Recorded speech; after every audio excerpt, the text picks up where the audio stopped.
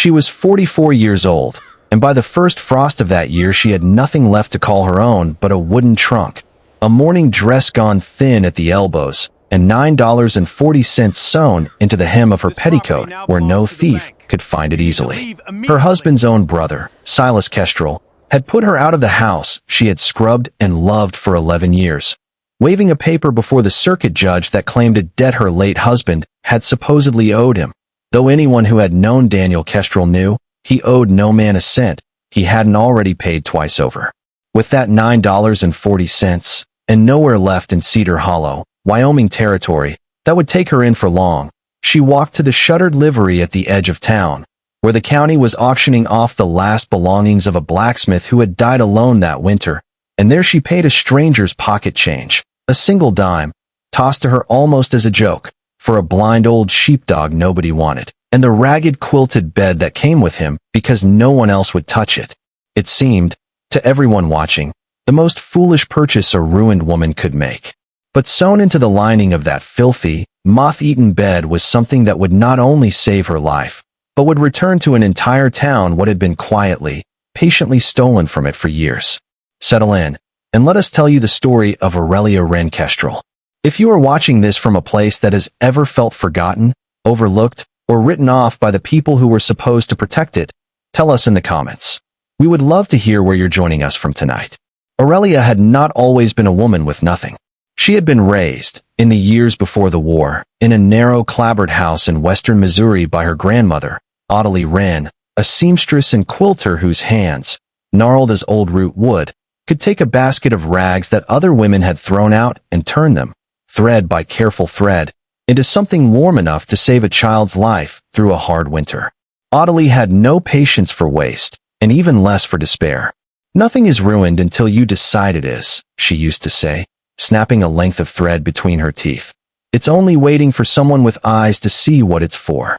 Aurelia grew up believing this the way other children grew up believing in scripture, not as a lesson she was taught once, but as the very shape of the world. She learned to mend before she learned to write her full name. She learned to look at a coat with a torn lining, a chair with a broken leg, a dog with a limp, and see not what was wrong with it, but what could still be saved. When she was 19, a quiet, broad-shouldered young man named Daniel Kestrel came through Missouri on his way west with a letter promising cheap land in the Wyoming Territory, and something in the plainness of his kindness convinced her to go with him, though her grandmother was by then too old and too tired to make the journey herself. Aurelia died the winter before they left, but not before she pressed into Aurelia's hands her sewing basket, her thimble, and a warning that stayed with her the rest of her life.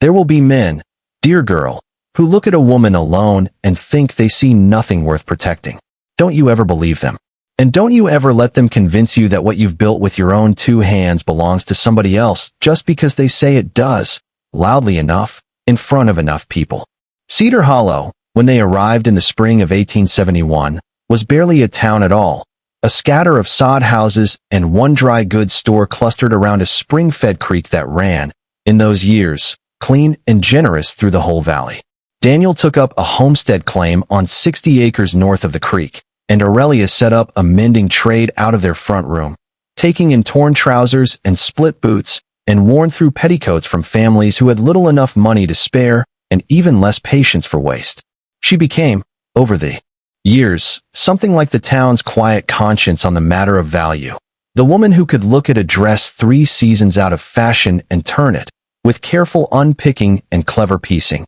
into something a bride might wear proudly. Farmers brought her their children's outgrown coats to let out. Widows brought her their husbands' good wool trousers to take in. She never charged more than a family could spare, and she never once, in all those years, turned away a piece of work because it looked too far gone to save. She and Daniel had no children of their own, a private grief they carried together without ever quite naming it aloud. But they had each other, and they had the land, and they had a town that had come, slowly and without much ceremony, to trust her. Daniel worked the land and ran a small herd of cattle on the shared grazing commons north of the creek, land the original settlers had agreed, in a handshake covenant nobody had thought to write down properly, would belong to no single family but to the town as a whole, watered by the spring that fed the creek and kept the whole valley green even in dry years. It was, Daniel used to say, the one thing Cedar Hollow had gotten right from the start, that the water belonged to everyone, and so did the responsibility of keeping it that way. Aurelia's brother-in-law, Silas, had come out from Ohio 5 years after they did, arriving with none of Daniel's plainness and all of a different kind of ambition, the sort that measured a town not by what it could become together, but by what pieces of it a clever man might quietly gather for himself. He had never liked that Daniel's land bordered the shared spring. He had never liked, either, that his younger brother had married a woman the whole town seemed to trust more than they trusted him. Aurelia had felt, for years, a coldness behind Silas's politeness that she could never quite name to anyone, not even to Daniel, because there was nothing yet to point to. Only a feeling, the kind her grandmother had warned her never to ignore. That feeling proved right in the cruelest way imaginable in the autumn of 1885, when a fever swept through the valley and took Daniel Kestrel in 11 days, leaving Aurelia a widow at 43 with a homestead, a herd reduced by half from the sickness, and a grief so total she could barely remember, in the weeks after, how to thread a needle. It was into that grief that Silas Kestrel walked, not 2 months after the funeral, with a paper bearing what he swore was Daniel's signature, claiming his brother had borrowed $400 against the homestead the year before and never repaid it. Aurelia knew, with the certainty of 11 years of marriage, that it was a lie. Daniel had never borrowed $1 from Silas in his life, had in fact avoided his brother's company whenever he could manage it politely. But grief had made her slow, and the circuit judge who rode through Cedar Hollow twice a year was a tired, overworked man more interested in clearing his docket than in scrutinizing a dead man's signature. And Silas, it turned out, had cultivated exactly the kind of respectable reputation in town that made his word carry further than a widow's protest. The judge ruled the debt valid. The homestead, and everything on it, was signed over to Silas Kestrel before the first snow. Aurelia was given 3 days to remove her personal belongings. She packed her grandmother's sewing basket, her thimble, 2 dresses, a Bible, and the $9.40 that remained of the household savings after the herd had been sold at a loss to cover Daniel's funeral and the sickness that had preceded it. Silas did not so much as look at her the day she left. Standing on the porch of the house she had scrubbed 1,000 times, his arms folded,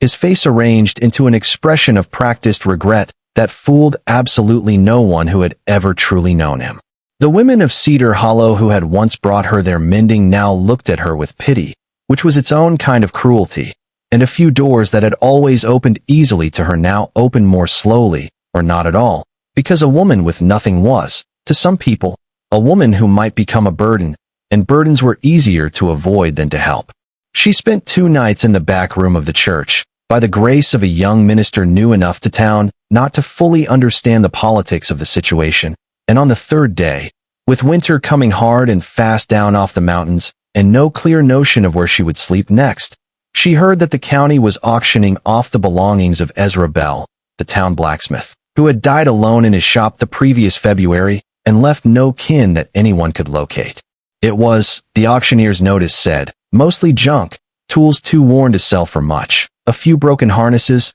and an old blind dog nobody had wanted to take in the 10 months since Ezra's death, kept alive on scraps by whichever neighbor remembered to feed him. Aurelia had no earthly need of a dog. She had, if she was honest with herself, no earthly notion of where she herself would sleep that night, let alone an animal. But when she walked past the livery's back pen and saw him, an old black and white sheepdog, thin as a fence rail, his clouded eyes turned toward a sound she'd made without meaning to, his tail giving one slow, hopeful sweep through the dirt, though he could not possibly have seen her. Something in her grandmother's old voice rose up in her chest. Nothing is ruined until you decide it is. It's only waiting for someone with eyes to see what it's for. The auctioneer, a heavy-set man named Purdy who ran most of the county's estate sales, laughed not unkindly when she asked about the dog. Take him if you want him, ma'am, and welcome to it. Blind as a stone and old besides. I was fixing to have somebody put him down before the week's out,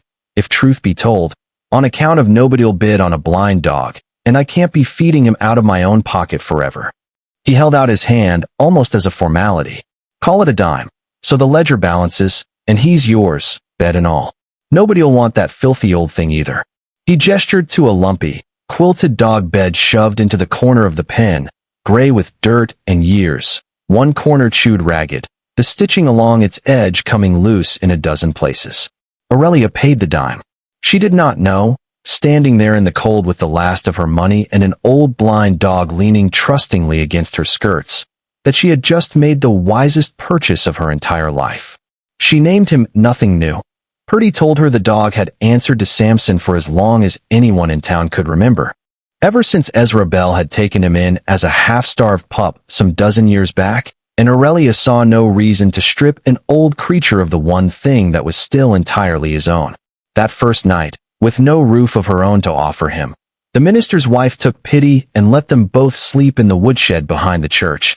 and it was there, by the light of a single stub of candle, that Aurelia sat down to do the only thing she still knew how to do in a world that had taken everything else from her. She began to mend. Samson's bed was in worse condition than she had first realized. The outer ticking split along nearly every seam, the stuffing inside gone thin and matted with age, and as she worked her needle along the ruined edge, meaning only to make it warm enough for one more winter, her fingers caught on something hard and flat sewn deep into the lining, tucked so carefully between two layers of batting that it had clearly been placed there on purpose, by hands that had meant for it never to be found by accident. Her heart, which had felt for weeks like a thing gone numb and distant, began to beat harder than it had since Daniel's funeral. She worked the stitches loose with the careful patience her grandmother had drilled into her since childhood, never tearing, never rushing, and drew out a small, flat packet wrapped in oilcloth and tied with waxed twine,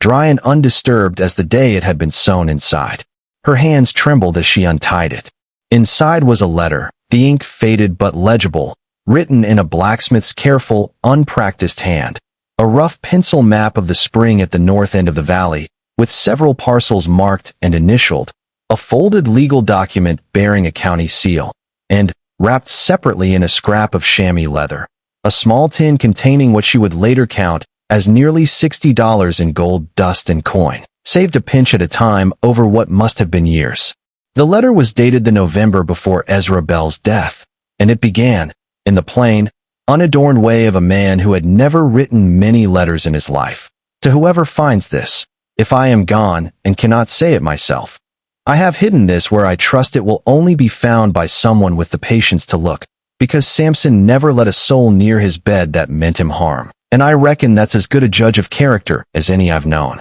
What followed, over 3 closely written pages, was a story that made Aurelia forget, for the first time in weeks, her own grief entirely. Ezra Bell wrote that some 6 years earlier, a land agent working out of the territorial capital, a smooth-spoken man named Coyle Ashford, had come through Cedar Hollow buying up water rights along the creek, offering small sums to homesteaders in hard years, always framed as generosity, always timed to strike when a family was most desperate, a bad harvest, a sick child, a debt come due. Ezra, who had helped survey the original spring boundary himself back in the town's earliest days, and had witnessed the handshake agreement that reserved the water for common use, grew suspicious when he noticed that several of the deeds Ashford recorded at the county office described land and water rights that had never legally belonged to the individual sellers in the first place, because they belonged, by that original covenant, to the town commons. He had gone quietly to the county recorder's office himself,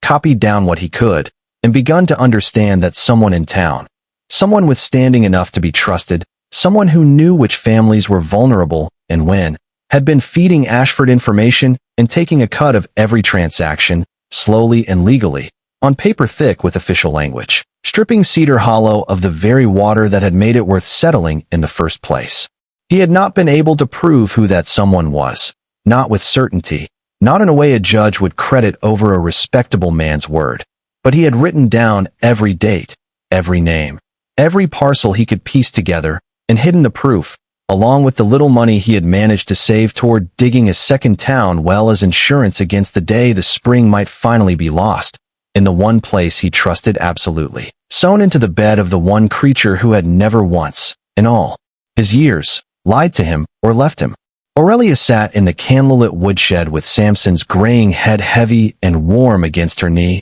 and read the letter through twice, and understood, with a cold and steadying clarity, exactly who the mysterious informant must have been. She thought of Silas Kestrel's coldness toward the shared spring boundary that ran along Daniel's land. She thought of how conveniently he always seemed to know which families in the valley were struggling before anyone else did. She thought of the forged debt that had cost her everything, and understood it now not as an isolated cruelty, but as one small, practiced motion in a much longer and much colder pattern. She did not sleep that night. She sat instead with the letter, the map, and the deed spread carefully across her lap, Samson's steady breathing the only sound besides her own thoughts, and began, for the first time since Daniel's death, to feel something other than grief take root in her chest. It felt, she would later say, less like anger and more like purpose, the particular, clean-burning purpose of a woman who has finally been handed proof of something she always suspected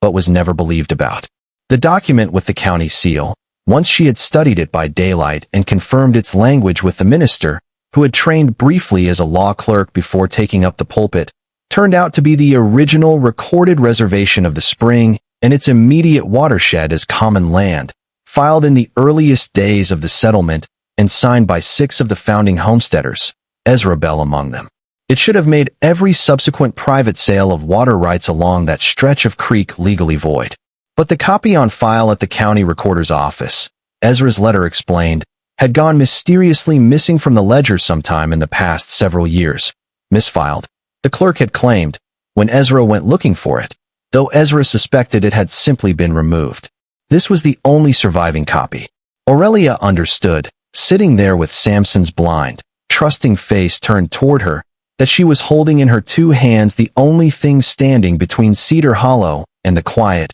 legal theft of the water that kept it alive, and that the man, most likely to lose everything if she brought it forward, was the very man who had just taken everything from her. She did not act rashly. She had learned, over 11 years of careful mending, that a seam pulled too quickly only tears further, and this was a tear that would need to be approached with patience if it was ever going to hold. She began, in the weeks that followed, to quietly gather what corroborating proof she could, visiting the county recorder herself under the pretense of researching her own late husband's land claim, comparing dates against the parcels marked on Ezra's map, and speaking, carefully and without revealing too much, to 2 elderly homesteaders, the Hallorans, who admitted, once she gently pressed, that they had sold a small water allotment to Mr. Ashford some years back at what now seemed a shamefully low price, under circumstances that felt, in hindsight, less like an honest offer and more like a man who had known exactly when their well had run dry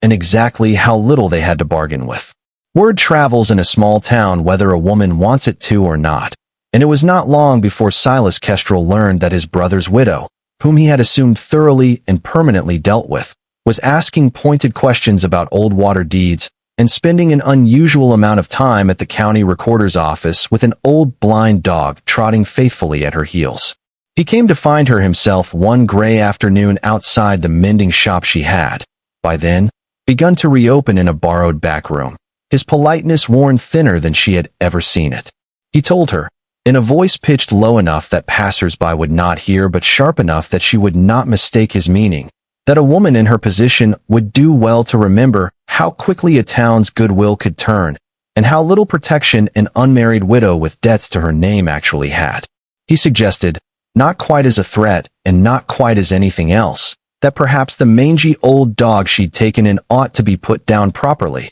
out of mercy, and its bedding burned. Filthy old thing, he said, no telling what vermin it carried. Aurelia understood then, with total certainty, that Silas knew exactly what had been hidden in that bed, or feared enough that something might be. She smiled at him, the same polite, unreadable smile her grandmother had once taught her to wear for exactly this kind of man, and told him she would take his concern for Samson's welfare under advisement, and went home and slept that night with the oilcloth packet no longer in the dog bed at all, but sewn instead into the lining of her own coat, close against her heart, while Samson slept warm and unknowing across her feet.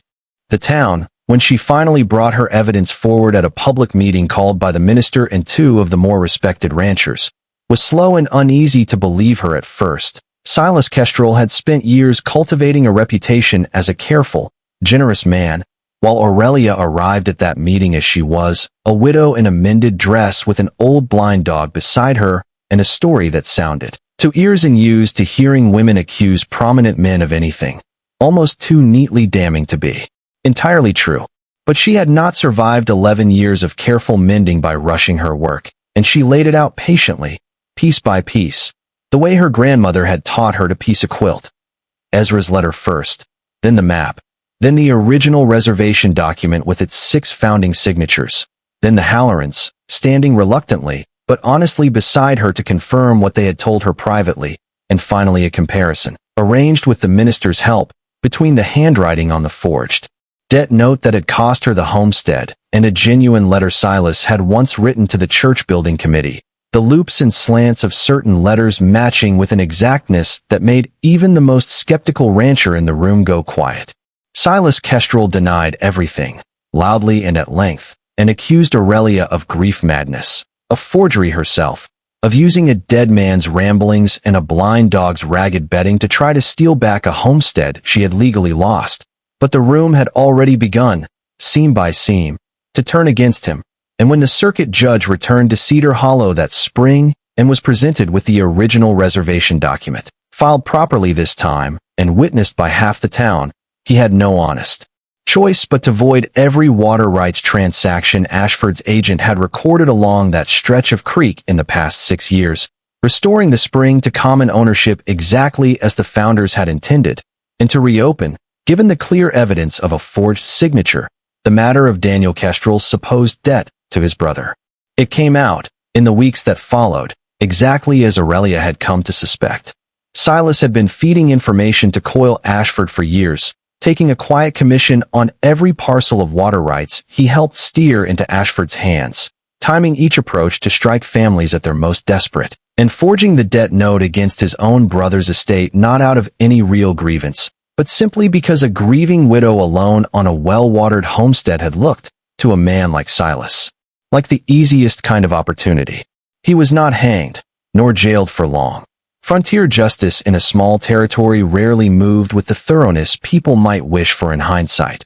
but he was formally stripped of the homestead, ordered to repay what could be traced of his ill-gotten commissions, and left Cedar Hollow within the month, his name spoken afterward only in the low, careful tones people reserve for a cautionary tale, while Aurelia's name began, slowly, to be spoken with something closer to reverence. The $60 Ezra Bell had saved, sewn so carefully into the bed of the one creature he trusted, went exactly where his letter had asked, once Aurelia brought it forward alongside everything else, toward the digging of a second well for the town, insurance against the day the spring might ever run thin again, with the remainder put toward rebuilding the small schoolhouse that had stood half-collapsed since a bad winter 3 years before. The town, in gratitude, restored to Aurelia not the homestead itself, which by then had been reassigned by the court to cover the debt Silas had left behind, but something she found she wanted more, the deed to Ezra Bell's old livery and the small house behind it, unclaimed since his death, along with the town's collective thanks in the form of enough mending trade to keep her needle busy for the rest of her days. She thought often, in the years that followed, of her grandmother's voice, worn soft with age, telling her that nothing is ruined until you decide it is, that it's only waiting for someone with eyes to see what it's for. And she thought it strange and fitting in equal measure that it had taken a blind dog to teach the whole valley how much they had failed, for years, to truly see. Samson lived another 4 winters in the house behind the old livery, growing slower and grayer, but never once losing the steady, trusting warmth that had first made Ezra Bell choose him as a keeper of secrets, and Aurelia Wren Kestrel, the woman who had arrived in town with $9.40 and a dime's worth of foolish hope, became, in time, the closest thing Cedar Hollow had to a living reminder that the things and people most easily written off are very often the ones quietly holding everything together. She never remarried, and never seemed to want to. She kept her grandmother's thimble on a ribbon around her neck until the day she died, an old woman surrounded by neighbors who had once doubted her and had long since learned better,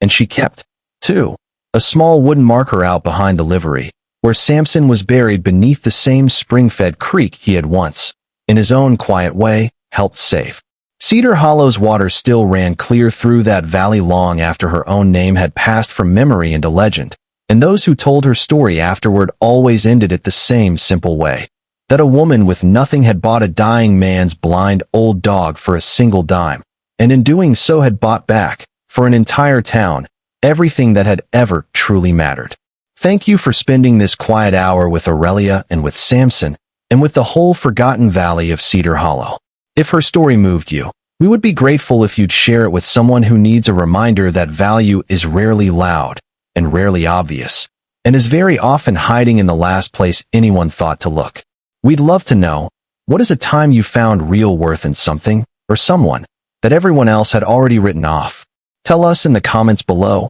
We read every one. Until next time, stay close.